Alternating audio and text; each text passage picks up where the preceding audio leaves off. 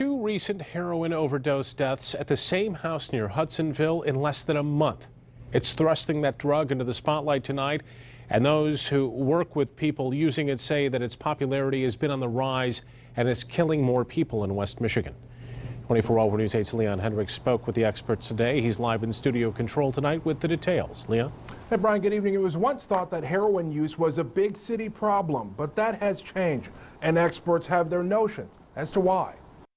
It's a drug that stayed the same, they say, but for some reason the people using it and the number of them has changed. While the latest stats are hard to come by, the experts seem to agree that its use is up, from the ones who try to get it off of the street to those who treat its users and those who see those beyond help, heroin's true victims. It seemed to be like a demographic area, I would say like Granville and Jenison, and they were all young kids, like probably between 18 and 26, who came in wearing like Abercrombie, Hollister. You could tell they came from good homes, like upper middle class, and they were addicted to heroin. Detectives think it claimed 2 lives in the past month, both at this upscale home near Hudsonville in Ottawa County.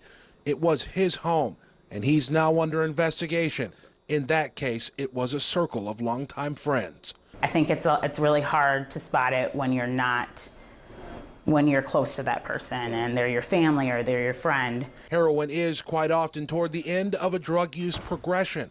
Investigators say young people abusing prescription drugs is often the catalyst, and that may be some of the reason for the increase, a beginning that leads them to bigger, badder, and cheaper. A lot of the prescription drug abuse, OxyContin in particular, Vicodin and others, work in the same way as heroin does, and the street value of those pills are $50 to $70 a piece, whereas the heroin street value is $15 to $20 for the same dosage or a hit. One consistent factor over the years has been this. You assume you're getting the same thing, but you just don't know how many times it's been cut.